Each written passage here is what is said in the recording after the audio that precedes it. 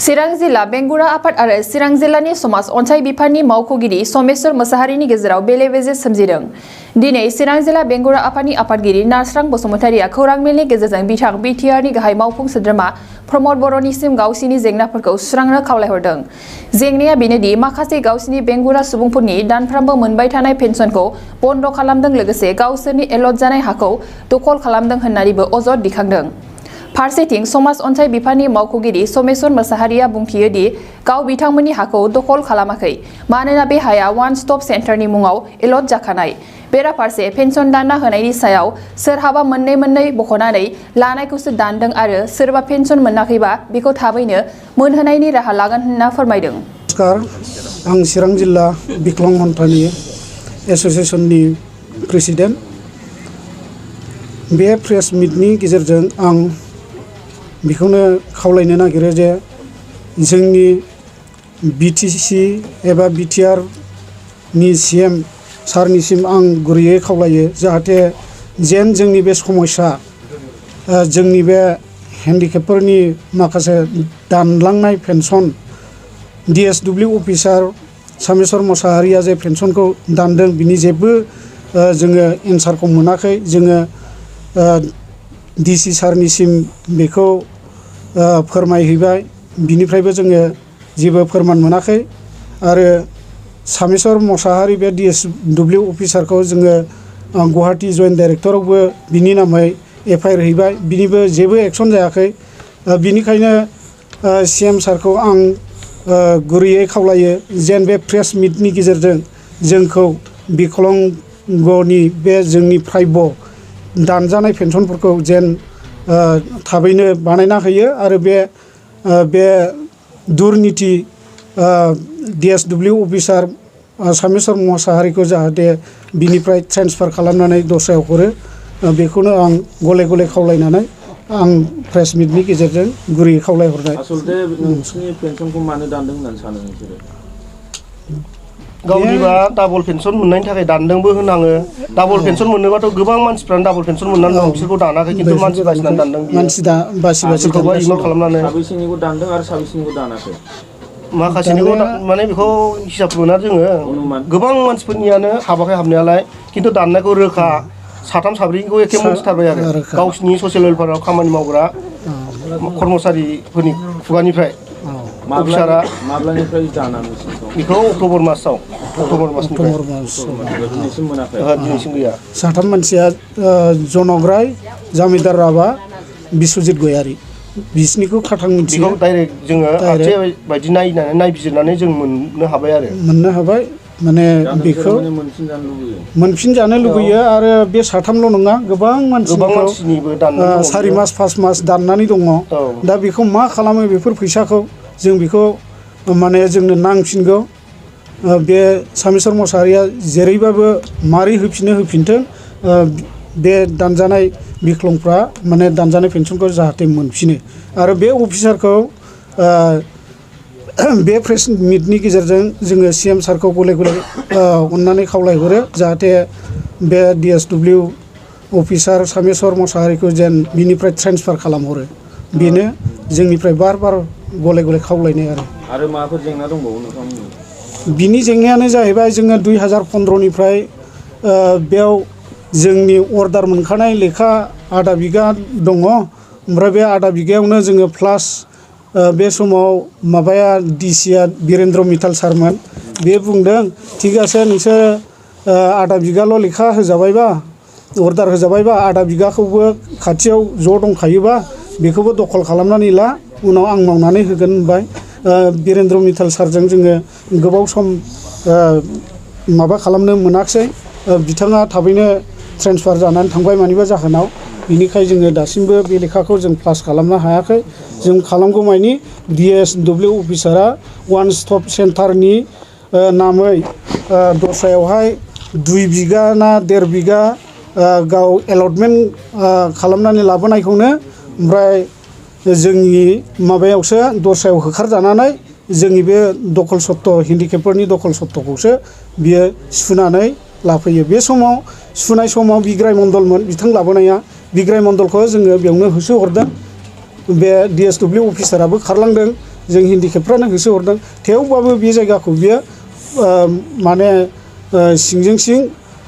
खामानि मावनानै दा हनै हा बेबायदि अरम्ब खालामनाय जाबाय वान स्टप सेन्टारनि नामै बियो दा जों बेखौ मानिनो हाया जों बेखौ हगारा खुनु मथे जों बेखौ सेक्रेटारि प्रेसिडेन्टनिल' खोथा नङा गासैबो चिराङाव जेसेबां हेन्डिकेपफोर दङ बिख्लांफोर दङ बिसिनाव सों साफा सों हगारो ना हगारा बे मानसिखौ DSW अफिसारखौ मा खालामनांगौ मा खालामनाङा बेखौ ट्रेन्सफार खालामनांगौ ना सासपेन्ड खालामनांगौ बे साफा सोंनानै बे प्रेस मिटनि गेजेरजों सोंनो हागोन बे सेक्रेटारि प्रेसिडेन्टनिल' बुंनाय राव नङा बे गासैबो जोंनि हेन्डिकेपफोरनि बुंनाय राव हाया बेसेबां गुवारनि खेलिमेलि जालायदों हाया आधा बिगानि खेलिमेलि जोंनो अर्डार होनाया आधा बिगा ओमफ्राय सिगांनो 2015आवनो DC सार बिरेन्द्र मिथाल सारा माने आं बानायना होगोन लोगोसे जुदि एसे हा दंखायोबा नोंसिनो ट्रेनिं सेन्टार बायदिसिना नांखागोन बे आधा बिगाया जथेस्थ' नङा सोब डिस्ट्रिक्टआवनो आधा बिगाल' हा गैया बिनि बांसिन 1 बिगा 1.5 बिगा 5 बिगा गाहामसिम दङ क'क्राझारनाथ' बिराद गुवार 6 बिगा ना 7 बिगा होननानै सारा गावनो बुंदों ओमफ्राय दा बिनिखायनो जोङो बे हाखौ जों प्लास दखल खालामनानै दोनदोंमोन आरो दा बेखौनो जों लासै मावनो नागिरनायखौ DSW अफिसारा बेखौ दखल सत्त खालामफैगासिनो आरो बे हाया बेसेबां गुवार बे हाया गासै आधा बिगा 10 लेसा दं बे आधा बिगा 10 लेसा दं जोंनि अर्डार मोननाया ओमफ्राय बिनि ओरै आधा बिगा दा बे हाखौ जोङो हगारा आरो खुनु मथे जों हगारा खावसे बिदों माने जोंनावथ' बियाखै बियो माने एखे बे हाया आंनिसो आं एलटमेन्ट खालामनानै लाबोबाय माबाय होननानै बुङो खिन्थु बियो जोंनो लेखाबो देखायनो हाया बिनि अर्डार लेखाया अबहाय बेखौबो देखाया आरो जों जेला बे हाखौ फार्स्ट वान स्टप सेन्टारनो बिग्राय मण्डलखौ लानानै फैयो अब्ला जोङो बे वान स्टप सेन्टारनि माखासे बायद'फोर दंमोन बिसिनाव सोंदों जोङो नोंसिना हाया अबाव होननानै बे बायद'मोनहा जोंखौ बुंदों खुनु क्लियारानो गैया सारा जोंखौ ओरै फिदिंगासिनो दङ दस्रायाव सुफैबाय बेयावबो होसो हरजालायबाय बेसे सोलाय खारनोसो नंबाय जोङो होननानै बुंबाय बिसोरनो क्लियार जोंनो खोन्थालांदों होमब्लालाय माथो जोंनिखौ मा फैखो बे मानसिया थिग नङा सारा ओंखायनो नोंसोरो बिनि गोजानाव था बिनि खामानिया साक्सेस जानाय नङा आरो जोंजों मालाबाबो दाजुजि जोंना बिख्लं हन्थाफ्रा गासिबो एक गद जों बेखौ हगारनाय नङा होननानै आं बिसोरनो क्लियार खोथा होखानायखा गावनि माने वान स्टप सेन्टारनि वान स्टप सेन्टारनि माने DSWआ दालाल मावदोंना मादों बेखौ जों मिन्थिया वान स्टप सेन्टारनि एलटमेन्ट जाबाय होननानै बुंबाय थायो ओमफ्राय लेखा खागजखौ बियो जोंनो देखायनो हाया थेंक इउ आरो सार मोनसे खोथाबाव सामेस्वर मोसाहारिया जोंनि बे बिख्लां हन्थानि मोनसे बेनार बर्ड साइन बर्ड बेखौ गावनो बुखुनानै लेथें फेथें खालामबाय दा बिनि थाखाय जोङो बेखौ कनसिडार होआ बेखौ जोङो जोंनि डिजेबिलिटि बिख्लां मानसिफ्रा बेखौ कनसिडार होआ बेहा गिलुब बालुब फाब जाबाय जोंनि हेन्डिकेप मानसिखौ बे अयनाय खालामबाय बियो रायलायनायनि गेजेरजों बुखुनांगौ ना मानांगौ बेखौ बियो बुंथोंमोन जोंजों दा जोंजों खुनु खोथा गैयालासे जोंनि बेनारखौ बुखुनाया महाब फाब जाबाय दा बिनि सायाव जोङो जों प्रमद बर' सार CM निसिम जों गुरै खावलायो बेयो जोंनि हेन्डिकेप मानसिखौ अयनाय खालामबाय जाहाथे बेखौ बे जोंनि चिरां जिल्ला समाज कल्याणनि DSW अफिसारखौ जेन थाबैनो ट्रेन्सफार खालामो बेनो आंनि खावलायनाय आसलते जोंनाव 2017-18आवनो जोङो डिस्ट्रिक्ट ससियेल वेलफेयार अफिसारनि नामाव जोङो हा 2 बिगा मोनदों ओमफ्राय बे 2 बिगा हानिफ्राय जोंहा जे मोनसे वान स्टप सेन्टार दं जायफ्राव माने डमेस्टिक भाइलेन्स जायो जेनेबा जिखुनु जिल्लानि सिङाव थानाय डमेस्टिक भाइलेन्स जानाय बे वुमेनफोरनि थाखाय बाय मोनसे सेल्टार बायदि हम जों बाय सानबा दोनफैनो हायो आरोखि बे हमनि थाखाय जोङो बे 2 बिगानिफ्रायनो आधा बिगा होदों उनाव जेला बे हाखौ जों ट्रेसमे हरजोब्बाय दिल्लीयाव सेंसन फैसानि थाखाय आरोखि ओमफ्राय बे सेंसन जानानै फैयोब्ला जोंनि 2 बिगा हाखौ जों जेनाखि आधा बिगा जे वान स्टप सेन्टारनि थाखाय होदोंमोन बै मोनसे रिलिजियास माबानि थाखाय पार्टिनि थाखाय बे हाखौ आधा बिगायाव होदों सार्केल अफिस सिडली रेभिनिउ सार्केलनिफ्राय दा बेखौ जोंनाथ' फैसा अलरेडि फैबाय दाथ' जोंना हा नांसिगौ नालाय ओमफ्राय जोङो सार्केल अफिसाव लिरबाय जोंहाथ' ओरैनो सेंसन फैबाय दा बे हाखौ जोंनो इमिडियेट माबा खालामना होनांगौ उलायना होनांगौ जों जाहाथे अति हनखारै जों बे हाखौ जों बिल्डिं कनस्ट्राक्सनखौ जों कनस्ट्राक्सन खालामनो हायो बे मथे दाना सार्केल अफिसाव जों स्टिक लिरनानै सार्केल अफिसाव नैबे दा बे दिबांफोरनि आधा बिगा जोंनि आधा बिगा बेखौ बाहाय सेंसन होबाय दानाथ' जों दा बेखौ लुथारनांसिगौ दा डिसि सारा इन्सट्राक्सन होबाय मा इमिडियेट बेखौ कनस्ट्राक्सन खालामनांगौ दा बे कनस्ट्राक्सन खालामनांगौ हिसाबै जोङो गाबोन 26 तारिख रिपाब्लिक डे खालि ज' EM सार फैगोन MLA सार फैगोन DC सार फैगोन सिभिल एसटि फैगोन बिदिनो जोंनि जइन्ट सेक्रेटारि फैगोन BTCनि जोंनि जइन्ट डाइरेक्टर काम CST ससियेलनिफ्राय BTC बिसोर गासैबो फैजोबनानै बे फाउन्डेसननि हाबाफारिखौ गाबोन जागायगोन गावसिनि हेन्डिकेपफोरनि हा जे एलट जादों बेखौ सिख'दों होननानै मोनसे खोथा बुंदों जोंथ' साख्रिसो मावदों हाखौ जों मानो सिख'नो जोंहा सरकारि नियम बादियै जोंहा कागज पत्र दंखायो जोङो अलरेडि जों थानावबो लिरना होबाय ओमफ्राय जेरावबो जोङो दायित्वबो लिरना हरखाजोब्बाय जोंहा जे हा भाई 2 बिगा एलटेड मोननायाव 2 बिगानिफ्राय जे आधा बिगा जों बेखौ मोन्दों वान स्टप सेन्टारनिफ्राय बेफोर गासैबो जोंहा रैखा फोरमान दंजोबो अफिसाव नोंथांमोनखौ अभियोग खालामदों दि सोङा हरसेया साइबारखौ बोखारदों मानो जाहोननि थाखाय बोखारा बेखौथ' सेभारेल टाइम्स आल'सना बेल'सना जादों आरो डिसि सारा बुंबाय मैयानो बेखौ उख्रायनानै मैयानो एरखम खालामनांगौ आरोखि होननानै बिथांमोनजोंथ' रायलायनाय जायाखै बिथांमोनहा बुंदों MLA साराबो मिथिगौ MLA सारनावनो आं दा बेखौबो आं थांदोंमोन MLA सारजों दाख्लैथ' सल्भ जाबाय होनना बुंखाबाय बिसोर खुनु जेबो डिसपुट जाला दावराव दावसि जाला आजिखालि जोंहा प्रमानानो दंखायो MLA सारफोराबो बुंबाय बेखौ इमिडियेट खालामनांसिगौ होननानै दा जों बिसोरनि बिथोन बायदियै बेखौ जों आवगायदों आरोखि कनस्ट्राक्सन खालामनो थाखाय पेन्सन दाननाया मानि थाखाय जादों दा पेन्सनखौथ' आं दाननो हाया आंहाथ' अधिकार गैया पेन्सन दाननो जोङो 1570 811 टटेल बे पेन्सननि थाखाय जों लिस्ट हरदों चिरां डिस्ट्रिक्टनिफ्राय दा बेनि बिथोराव जोंहा हजों गुवाहाटियाव हमनो हाबाय बले माखासे मानसिफ्रा डाबल पेन्सन द्र' खालामगासिनो दं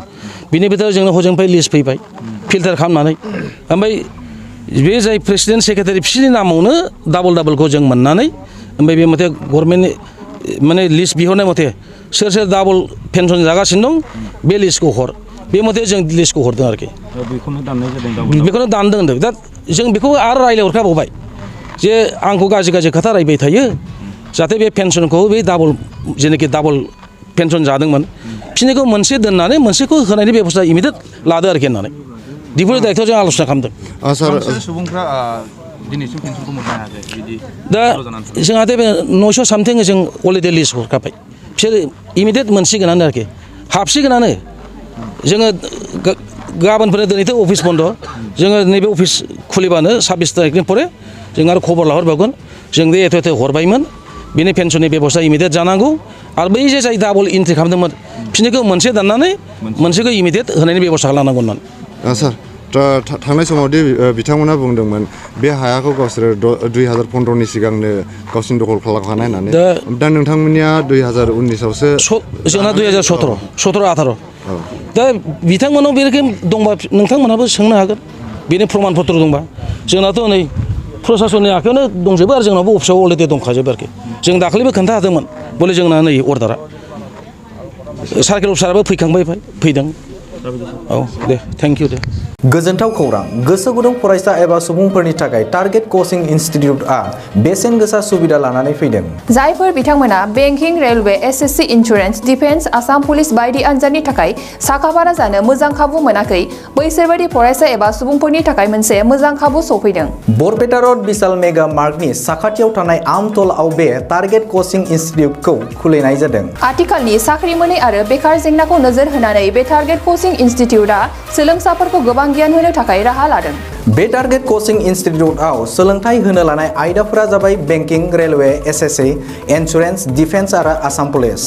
जायफोर सोलोंनो गोसो गुदुं बिथांमोना टारगेट कचिं इनस्टिट्यूटआव मुं थिसननो एबा गोबां मिथिनो थाखाय 8134097059 एबा 8638961177 जानबुं नाम्बाराव जगाजग खालामनो हागोन।